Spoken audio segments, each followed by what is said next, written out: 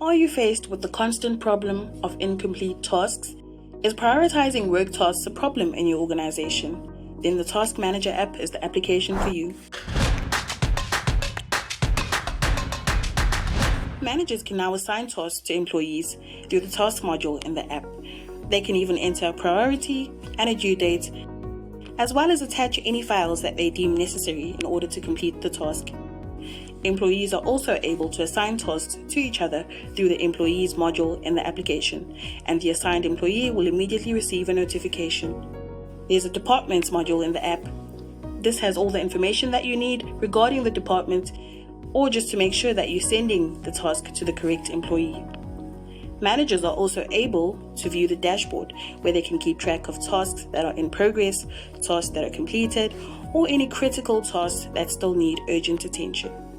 So come on over to worldwideweb.cloudapper.com and we'll be happy to assist.